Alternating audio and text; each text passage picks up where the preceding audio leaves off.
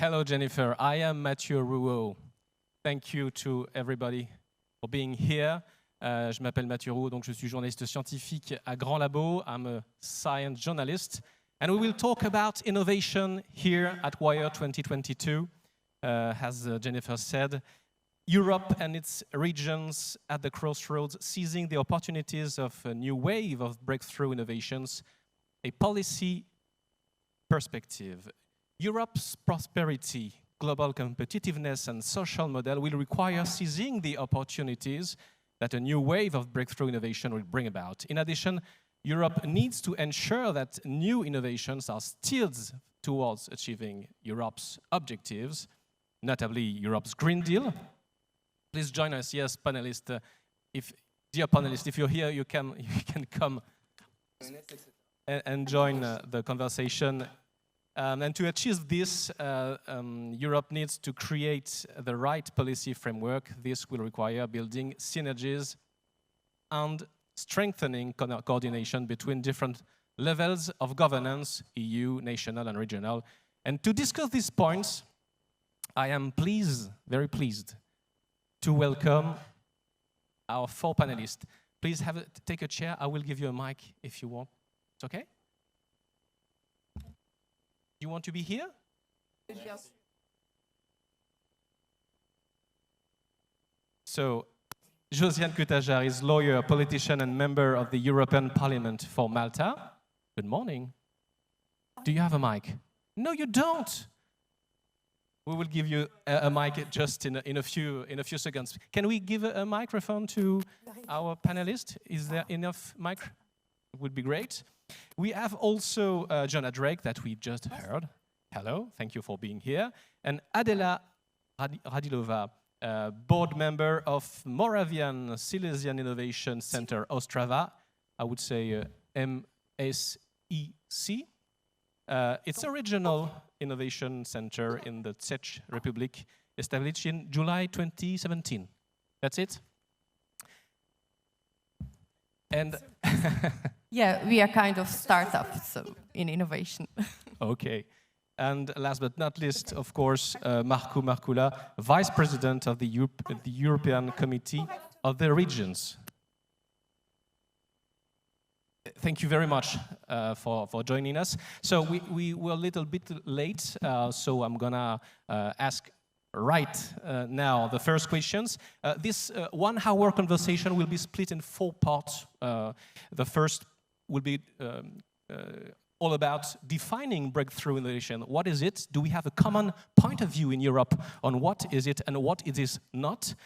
Secondly, we will talk about the current challenges.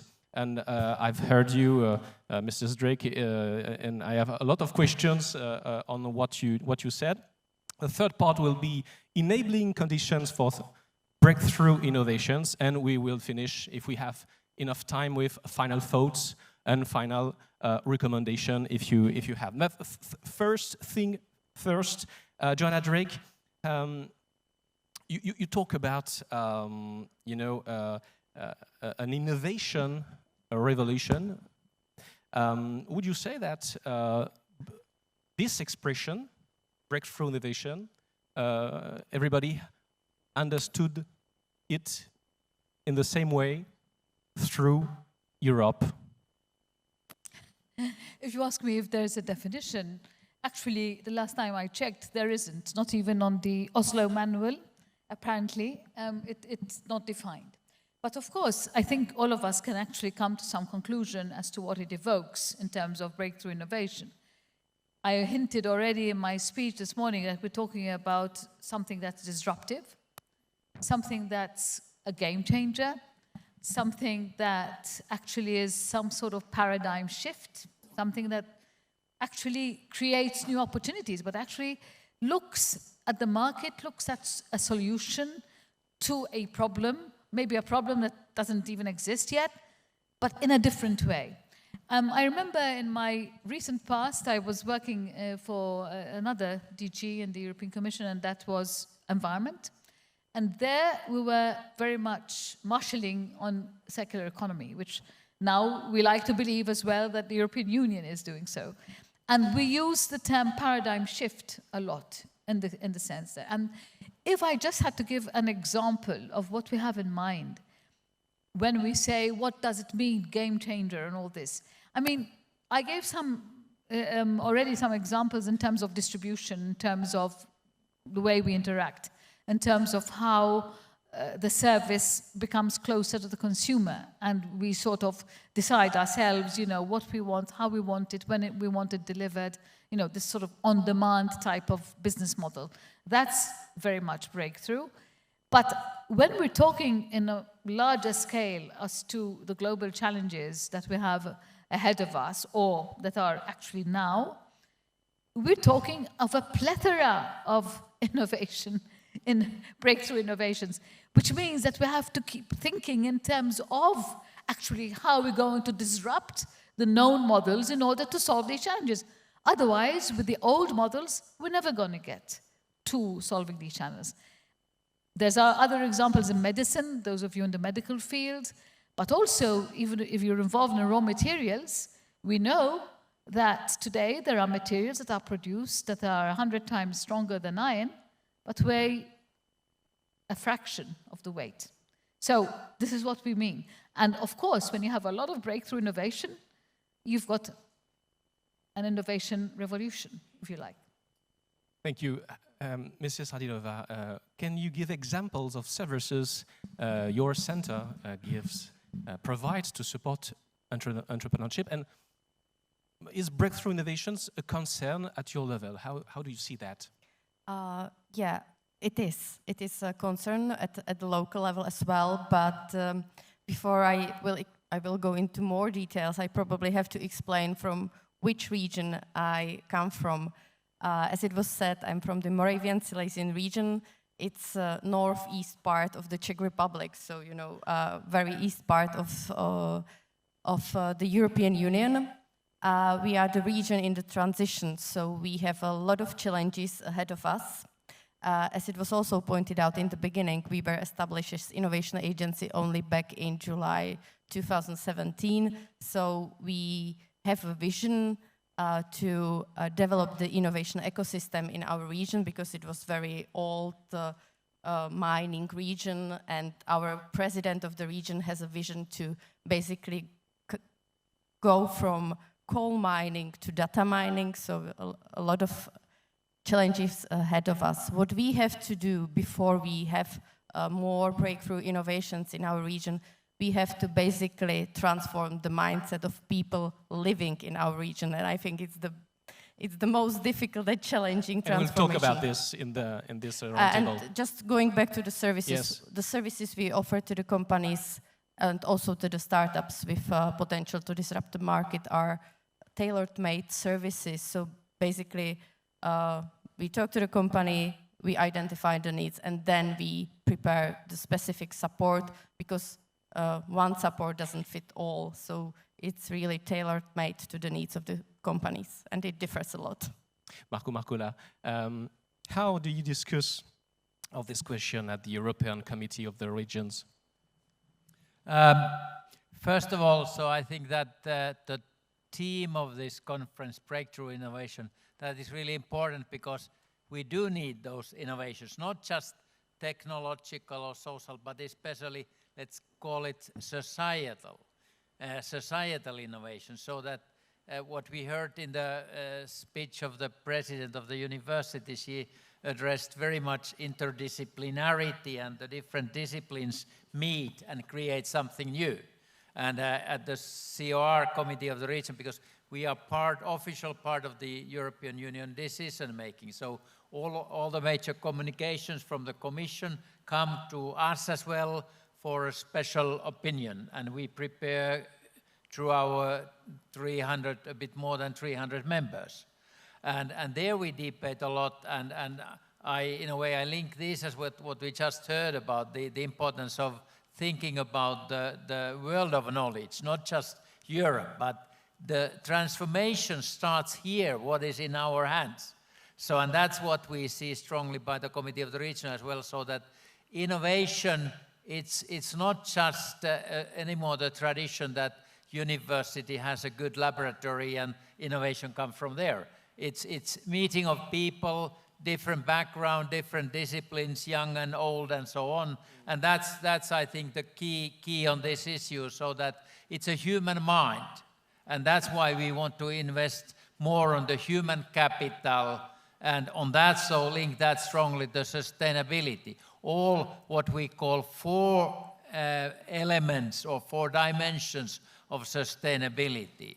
Because in different languages, this ecological and economic, they are quite clear. Then social, in some languages, is very broad, but in some it's quite narrow. So we want to stress cultural dimension as well. So it's all about the learning, and all of this is so crucial in innovation. And it's collaboration, it's all about people, of course. And we will talk about mindset, of course, and cultural question dealing about innovation. Thank you once again for being with us, Josiane Cutaja. You, as a member of the European Parliament for Malta, what do you expect from breakthrough innovations? How do you see that? What hopes and, according to you, worries are attached to these radical changes?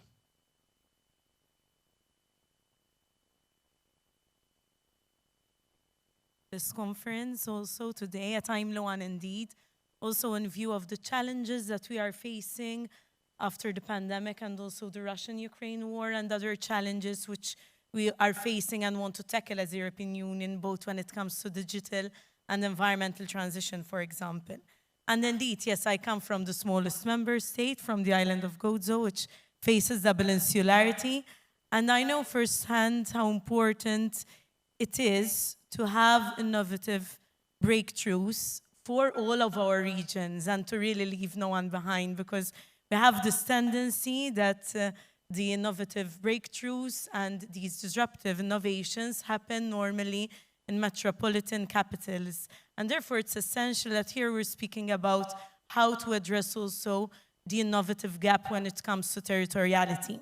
But going back to your question, now on a more generic view, yes, when I think of these innovations, I think of revolutionary innovations, of research which is then coupled with also implementing solutions which brings positive societal outcomes, also research and innovators and investors who look at what the market needs, what society needs, what challenges there are, and acts in a timely manner. And I believe that COVID has also we learned a couple of lessons from it, that we need to be agile and adapt in an agile manner, and we need to act fast. And the same when it comes to breakthrough innovations, one has to look at the market, at what the market needs, one has to readapt, one has to come up with solutions, new products, new services to address those demands in an agile manner. And that's what comes to mind, yes, when I think of breakthrough innovations. When it comes to challenges and risks, what comes to mind is pictures from the Ukraine situation of how disruptive innovations could be awful when they come into the wrong hands. So it's important for us to focus also as the European Union that we see to it that we continue also promoting these innovations in a positive manner of how they could bring better societal goals that we are looking at and better benefits rather than disruptions in a negative manner.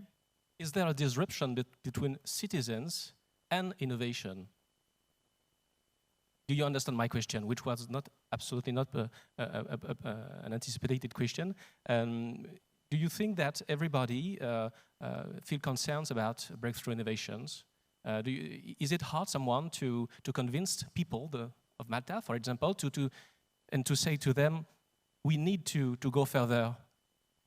How do they react when you speak about future in those terms? First of all, when we speak of the citizens, we have to make them aware too.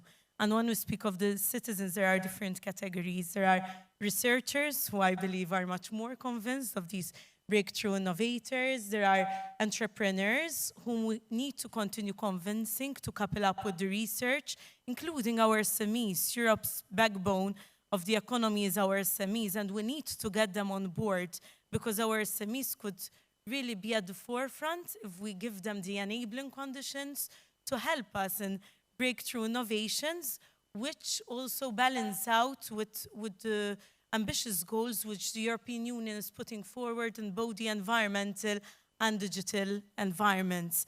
And yes, when we speak to our citizens, it's also important to have our communities on board, our regional authorities, our local government, the local politicians, but also the local policy stakeholders, where we speak to our citizens on the importance that we need to continue innovating. So yes, it's about how we as institutions, as politicians, as policymakers, as researchers, entrepreneurs, communicate with other citizens who are not yet exposed to the economic and societal benefits that there could be once these are unleashed. And we need to give practical examples to our citizens who are not exposed to this reality. And here I mention, for example, smartphones, which came about when the iPhone was invented. And also how important it is that we all adapt, whether we're leading a small shop at the corner in a village, for example, via digitalization, or whether we're leading a huge company. Because let's remember, for example, the example of Kodak, which was leading forward with quality photography, but since it wasn't able to adapt adequately, when digital photography came about, then it went into bankruptcy. So it's these examples, practical examples, from the everyday life of our citizens that we need to explain for our citizens to connect better to this important concept. Thank you. Let's talk about the principal challenges that we have to cope with all as far as innovation is concerned. Joanna Drake, can breakthrough innovation be decreed, be decided? And you spoke about agility. What does it mean exactly?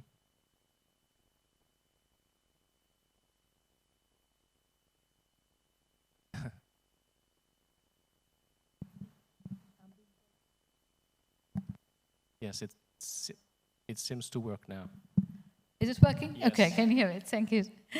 Okay, what does agility mean in innovation? I think agility means putting innovation to the best use and all the time, being on your toes all the time. This is what innovation is about.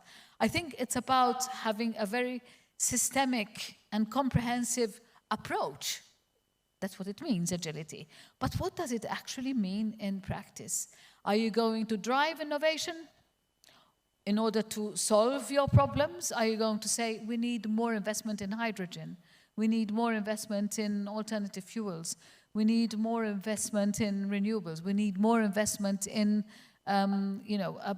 soil without fertilizers. I mean, are you going to drive it, or are you going to let it happen organically? I mean, I think by definition, innovation is organic, by definition. This is why it happens. But is the innovator addressing a challenge that already exists, or is the innovator driven to invent because he's got or she's got the funds available, or because there is funding available, or is it because they know that they have the skill set around them, which is, within certain affordability, that they can actually, so availability and affordability, and which they know that they can source very, very easily. What are the reasons that drive the innovation? I think maybe your question would have been better asked, what are you doing, what are you trying to encourage in the European Union? Because we cannot decide what a country does in the policy of innovation. But what we are trying to do with our budget, with our policy making, with our political approach is to have a combination of approaches. In other words, both top-down and bottom-up. Why? Because we need to encourage innovation for its sake.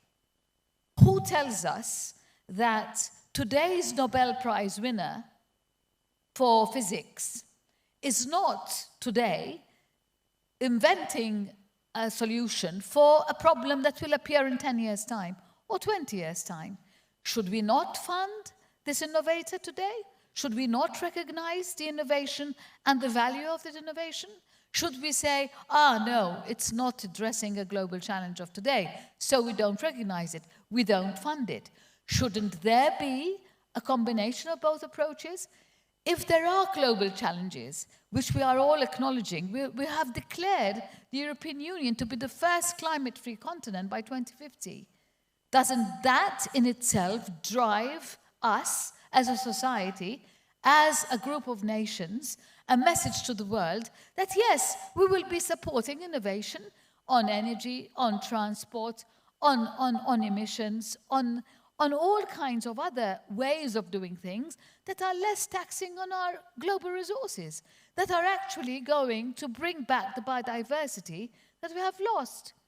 But of course, at the same time being inclusive, and this is what Marco was saying earlier, we cannot, and also what Josiane said, we cannot leave out people simply because they are not technology savvy. So it's not only about how deep tech can we go, it's about a combination of also social innovation methodologies. That's all inclusive, and that is also affordable.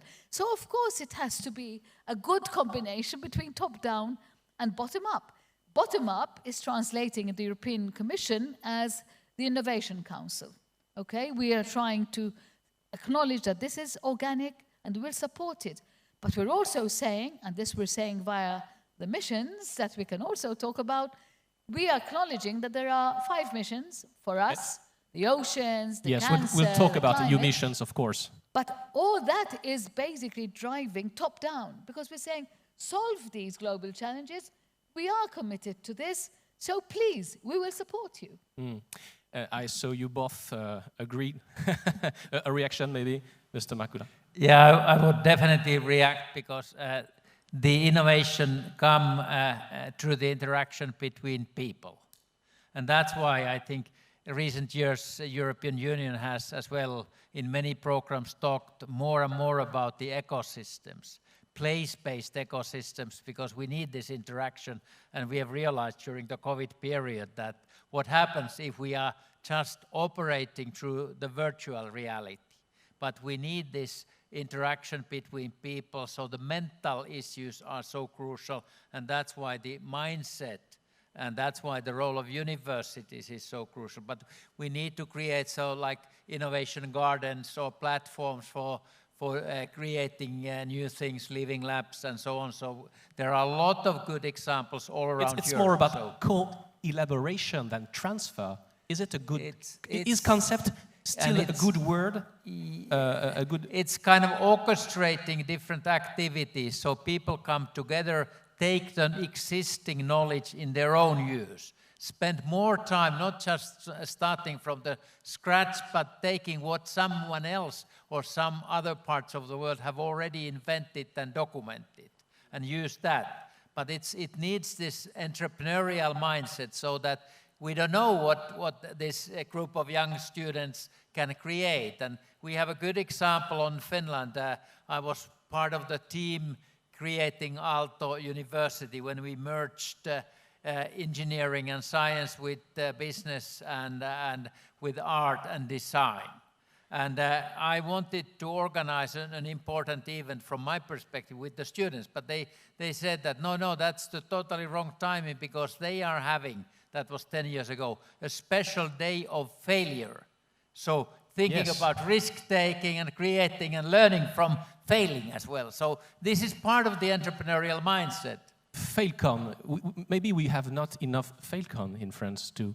It's a good concept of event, but for those kind of events to appear, we have to develop a mindset, a particular mindset about which we've talked already. Do we lack a risk-taking mindset in some regions of Europe? Definitely. Oops. The history, I looked a bit the history of the WIRE. So because I've been maybe half of these WIRE conferences learning in the beginning, and when was it 3rd or 4th of the WIRE conferences in Ireland.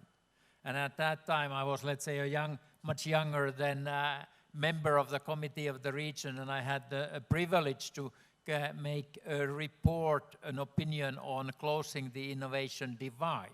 And that was very important debate at that time, and I think that it still is, but you can and you should, you can tackle that by creating attractive learning environments, innovative environments, and letting the young people go abroad, work there or study there, but make it so attractive that they will come back to their own home country or some other countries. And when in Finland, I'm from Helsinki and Espoo, so when we created this new multidisciplinary, interdisciplinary university, Aalto, focusing especially on innovation and change, how to make changes to happen. So one of our drivers was really this, so that we want to attract more foreigners. Now we have, in 12 years' time, we have recruited around 100, 150 professors from abroad. So we wanted to create more links around the world for this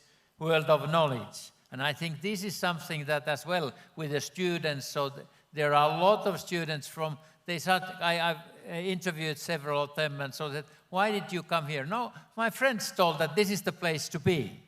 And then they came there, and I've been now going around and meeting with people for a month, but I've decided that I need to apply to get the permission to study here and so on. I'm part of the transformation for climate, for new entrepreneurship and so on. So that's the mindset, so that you can in a way feel that when you are working there or just meeting with your foreign friends. So they feel that there's something different. I think this includes the risk-taking and so on. So this is something that we need to be more focused on. Mrs. Radilova, about this question of collaboration, good innovation systems depend on mutual understanding between industries, institutions, ECMA, etc. How do you judge it at your own level, the quality of this dialogue? If I may just add something to the previous speaker, I think the level of entrepreneurship culture differs dramatically across Europe. In my region, we are, when you look at the statistics of the Czech Republic, we are on the 14th place in the number of entrepreneurs per 1,000 economically active people. So we are, the worst in the Czech Republic. So we really try to work a lot in this area, basically to change the mindset from employee culture to entrepreneur culture. We are taking the example from Finland, actually one university from our region. So thanks a lot for this, and I think it will help us a lot. In our culture, we are really afraid of making mistakes, and that's the result of our educational system. It has been changing now, but it will take time. So, and I think what I see as the main and key role of MSIC is to encourage people to take a risk, to become the business, even though it's not a disruptive innovation. But I think you are the most successful entrepreneur if you 1 or 2 times or 3 times fail, and then you, for the 4th time, you are the successful one.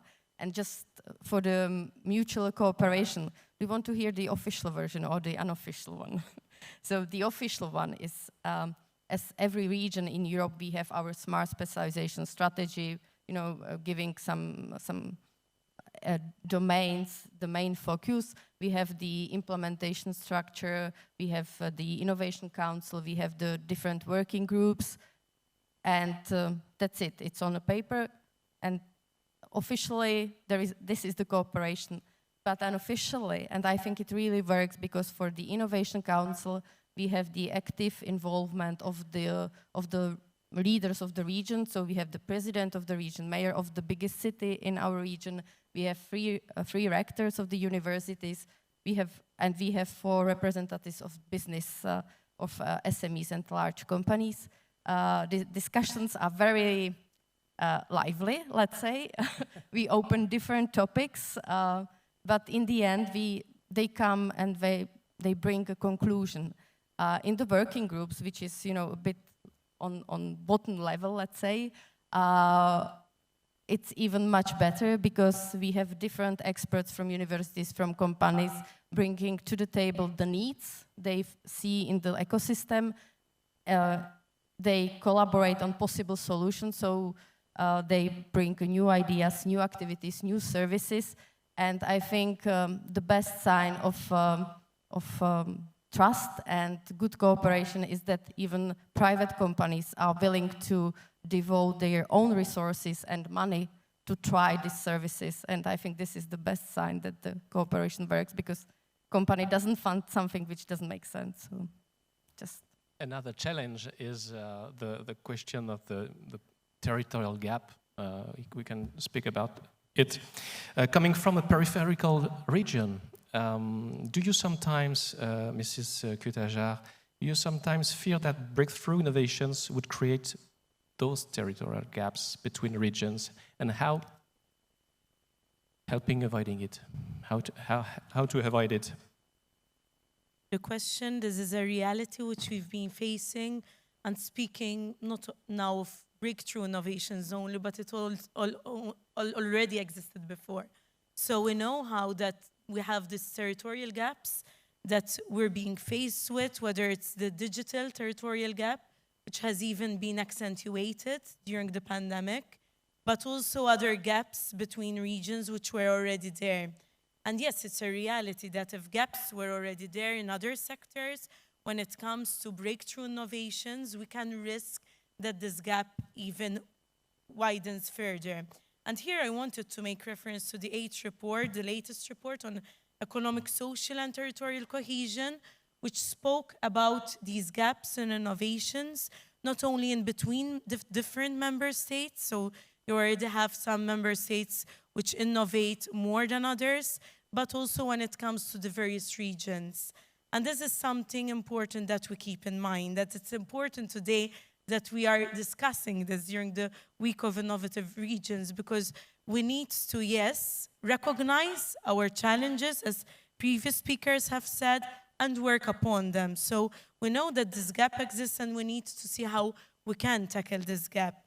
And when it comes to tackling gaps, we need to keep in mind that we're speaking about jobs, about economic growth, about social impact. So this is effect on the everyday life of our citizens, our workers, and our entrepreneurs. But stopping at the fear is no use. And therefore, whilst we recognize that the challenge is there, that the gap is there between the periphery and the metropolitan center, we need to see what we can do. And here I wanted to refer also to the European Innovation Council work program, which gives attention also and provides measures to address this geographical balance, which needs to be struck. And also in line with the Enterprise Europe Network, comes up with these initiatives to help the scaling up of these innovations, also from areas and SMEs which are not already innovating. And this is very much important, because that is where, as a European Union, we need to work. If we really need to leave no one behind, as the Commission so rightly puts a lot of emphasis on, we need to see to it that we have these initiatives which help in the scaling up of the disadvantaged ones, or those coming from the periphery or areas which are not normally exposed to innovation. Let's remember that when there's innovation, this will lead to other innovation. And therefore, it's important that we tackle these areas which are not already innovating, to help them then have this ripple effect onto others. Thank you very much. Let's talk about enabling conditions for breakthrough innovations. It's a topic that I would like to address right now with you. You have to go? Oh, sorry. Thank you very much for being with us. Maybe we can applaud Joanna Drake. You have to go. But we can continue a few minutes with the other panelists, if you agree. So, what did? Let's talk about the way to facilitate the development of breakthrough innovations at the regional level. We can talk about simplicity with you, Mrs. Radilova, about recurrent fundings. Maybe can we share with us some ideas about ways to facilitate innovations at the regional level? I will try. Thank you very much for this question. if we want to facilitate the development of innovations in broader sense, I think there are two levels. The one is on the level of the local institutions, being innovation agencies or different types of institutions, and then also on the companies level. I am sorry, I might be a bit provocative, but on the companies level, I think there is a plenty of different support on different levels, regional, national, EU level. I think all of them are prepared in order to help the SMEs. But on the other hand, SMEs are here to, work on the innovation, to produce, to put things on the market, and to basically do business. They are not here to be experts on different supporting schemes and funding in the EU. Yes, it's a jump by itself.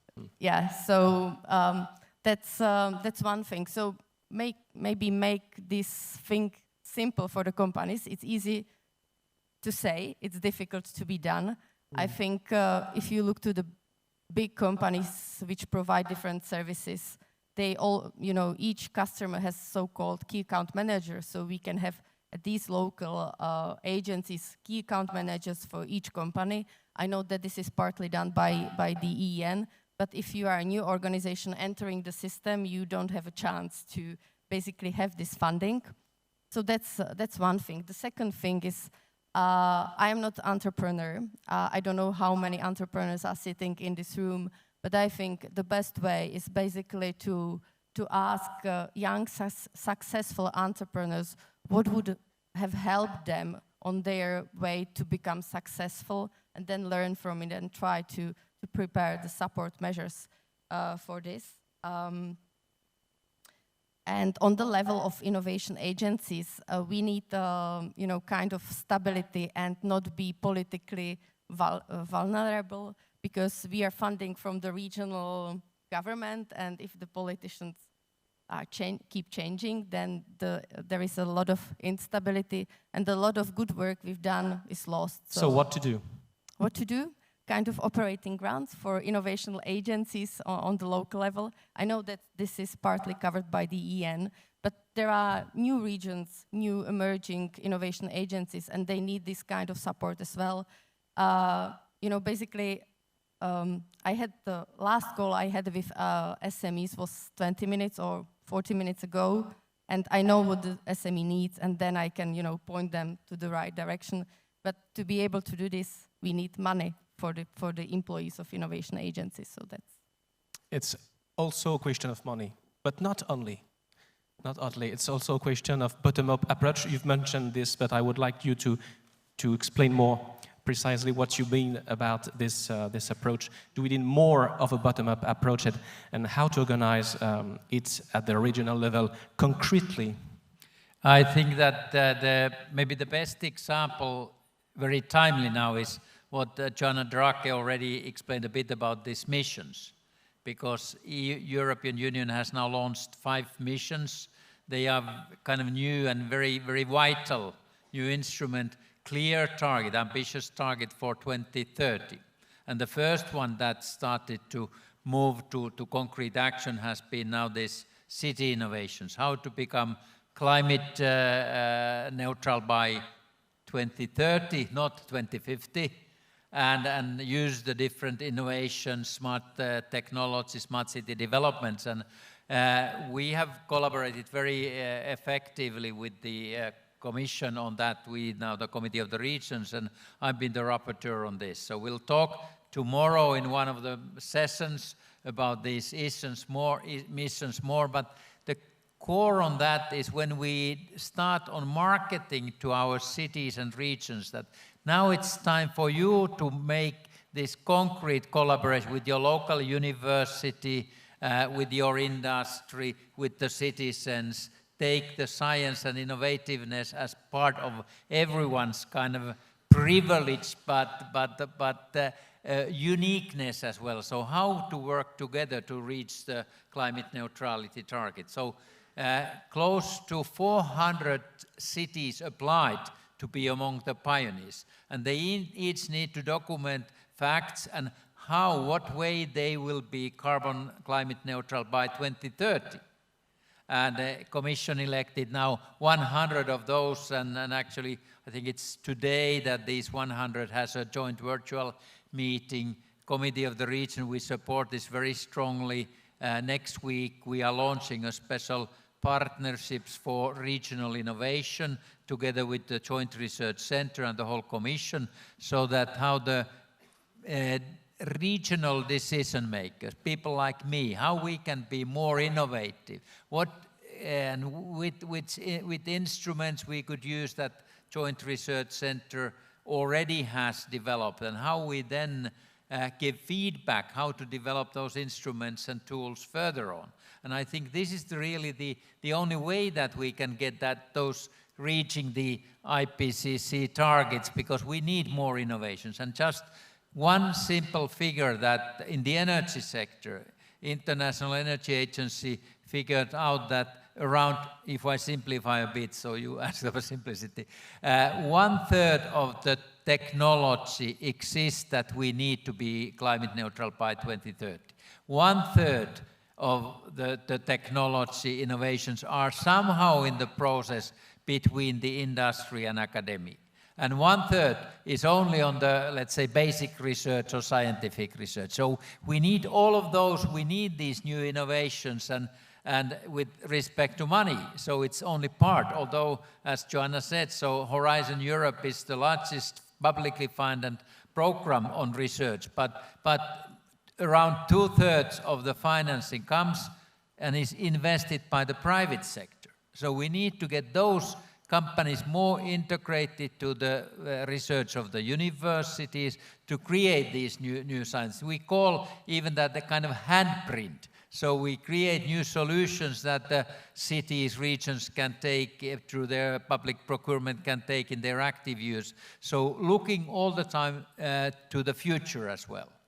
And I think this is the key, that only by having this bottom-up, a strong instrument in all of those missions, that's the way to reach the ambitious targets. Yes, but speaking about the link between universities and industries and companies, do they share the same agenda as far as research and innovation are concerned? And how to synchronize these agendas? I mean, an ordinary industry has to push on the market as quickly as possible a good solution to earn money, while universities have to play on the long term, and to, disruptive innovation don't come like that. One that we heard a bit about the French policy on research and innovation. So we should actually do a bit more study and analyze what the different countries are doing. But like you did in the Ostrava, learn from Finland what we have done with the university, how to create this entrepreneurial mindset. So all levels, so in a way multi-governance. So we need EU, national, local and regional, but it needs to be inside every organization. If we take whatever region, so the political leaders of that need to see that innovation is the crucial instrument for that. They need to understand deeper on what is the role of innovation. Or if we go to Gozo Island, so I've been there as well talking with your people, and so how we can have entrepreneurship in islands. So it's not just tourism, but it's much broader issue. And so how we could collaborate between the regions. And that comes then, we all are on the same line or same playground inside the EU, and then hopefully more and more globally as well. Thank you. Approximately 10 minutes before the end of this roundtable, sorry, but to end with this part of this conversation about enabling conditions for breakthrough innovations, Josiane Kutaja, which are the areas Europe should still improve in terms of innovation? It's a generic question, but it's done on purpose. Also what the previous speaker was saying, it's important that, yes, we are all in the European Union and there are these opportunities, but I believe that we need to recognize also the different specificities of the various regions. So an entrepreneur, researcher coming from an island like mine, maybe in a different circumstance than another person coming from a different area within Europe. And the same when it comes to islands, entrepreneurs and researchers coming from islands face certain common challenges and certain permanent handicaps, but then there are different islands. So a remote island, an outermost region like Madeira may be different from the island of Gozo, for example. But And what that's about, why what about, sorry, competition between them? What about? Competition, concurrence.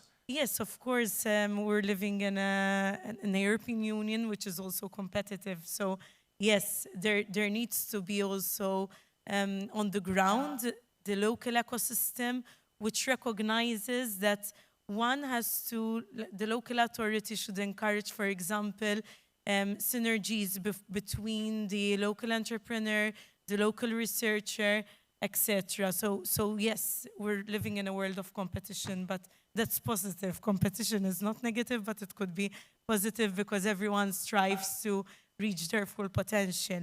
And then going back to your question as to how can we improve? First of all, yes, we do have competition coming from the US and China, but it's not all doom and gloom in Europe. We're at the forefront of research, even when it comes to the quality of our researchers, of our publications, the number of researchers that we have, the university rankings. These are all positive aspects. And however, excelling at research doesn't mean that we will then excel at innovation. And I believe that's where we need to work more upon, that from the research we go into practical innovation then and implementing our research to active solutions, active breakthrough innovations. And for this to happen, we need to have a variety of enabling conditions. First of all, I really believe in the importance of synergies between the different European Union funding programs, for example, Horizon and Cohesion funds. This is very much important. And here I also brought an example which I also read, which is a positive one, relating to the Seal of Excellence. So what the European Commission did is that it's recognizing through the Seal of Excellence the value of proposals, and where there are positive proposals which do not qualify for funds because there isn't enough funds under a particular program, it gives the Seal of Excellence, and then this proposal could be helped to also get funding from other bodies who have already this rest of mind assured that there's a high quality of the proposal there because the Commission has already analyzed there.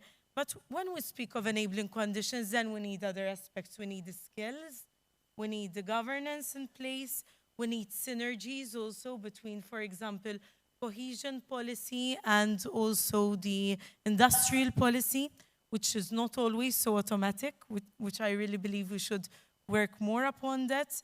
We need stronger public-private partnerships, we need innovative business models, but also overcoming issues of financing for these disruptive innovations. And there, as the European Union, I believe we need to do more.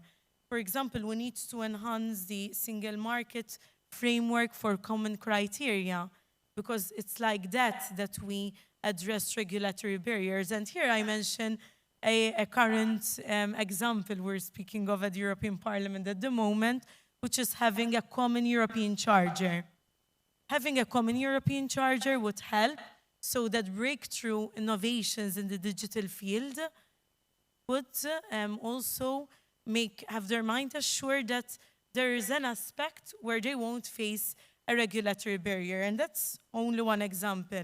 And then a stronger capital markets union to overcome issues of financing these disruptive innovations is very much important too, because we lag behind, for example, when we compare ourselves to the United States. These were only some examples, but yes, let's focus now on recognizing the gap, but then on recognizing that we need to work more on the enabling conditions and work more with the local ecosystem to make sure that the various regions, we recognize their specificities, but we help them also achieve their full potential in their different diversity, but in unison. Because after all, we say we're united in diversity, and we need to recognize those diverse conditions and unite them vis-a-vis enabling conditions, synergies, and funding programs.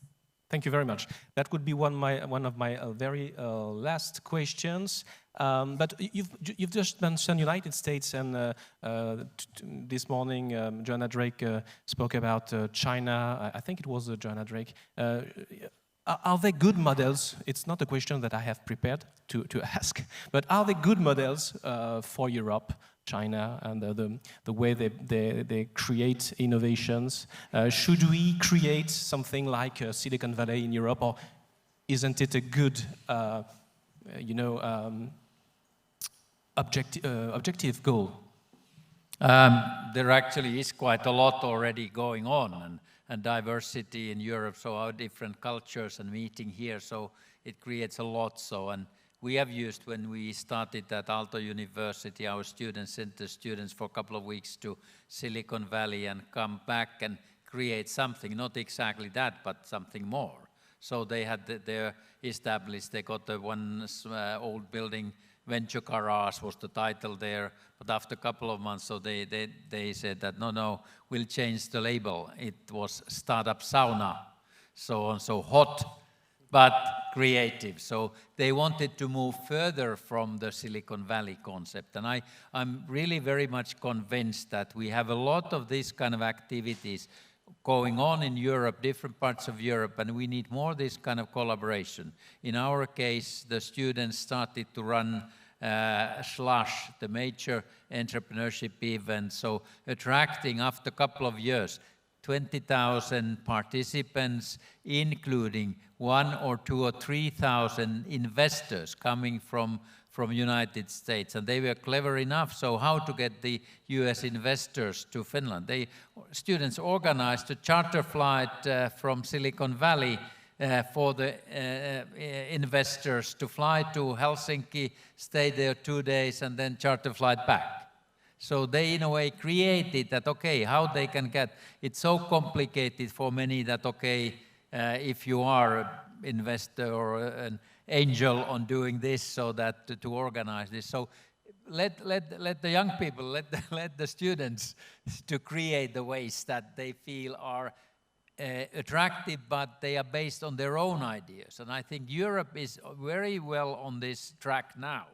We should focus a bit more on the Innovation Council financing or Horizon Council, more what you said about the Seal of Excellence. So the problem, it's too complicated system. So it should be that immediately when there is a good program approved in a way, but not funding, then EU should say that, okay, we will anyhow finance, let's say, half of that. And then those cities or regions who are, or universities who are part of that, they need to find the other half.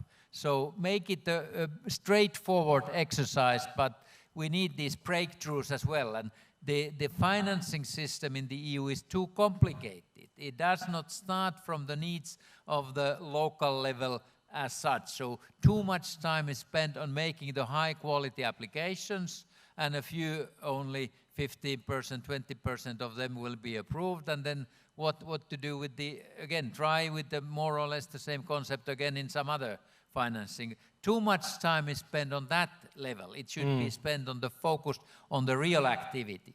This is the end of this roundtable, but to conclude, I would like to ask to each one of you if you had one piece of advice, one recommendation to share.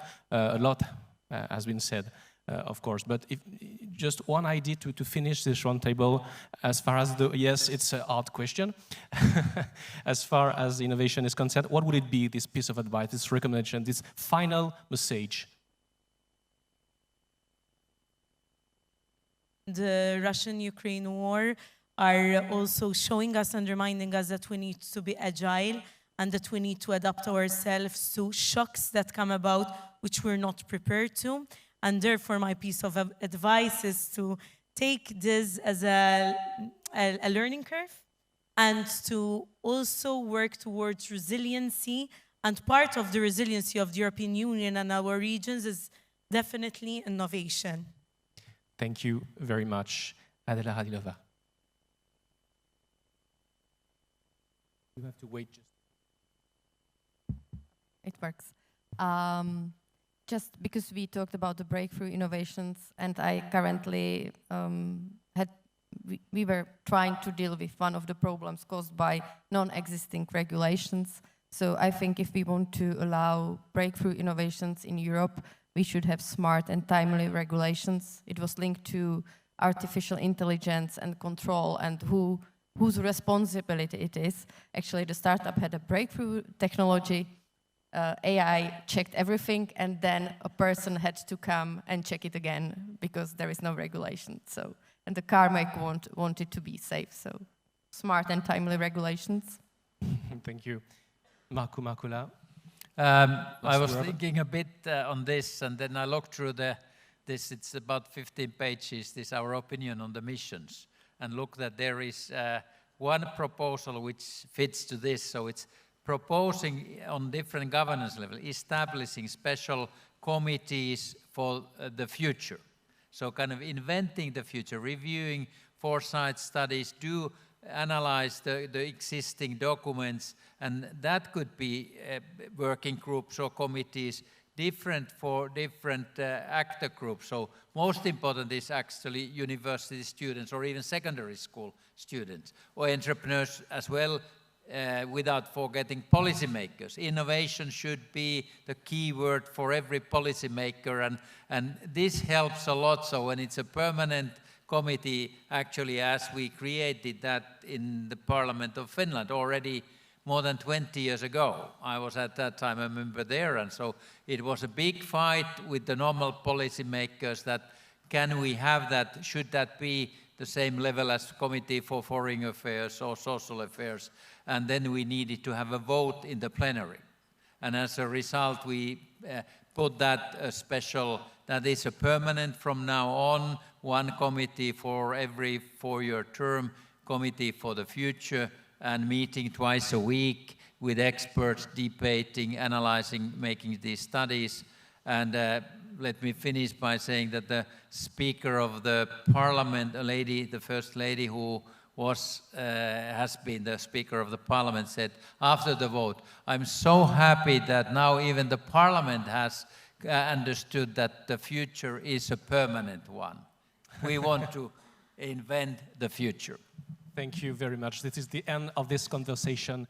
A huge thanks to you, Markku Makula, Adela Radilova, and Josiane Kutajar. Thank you very much. We can applaud them.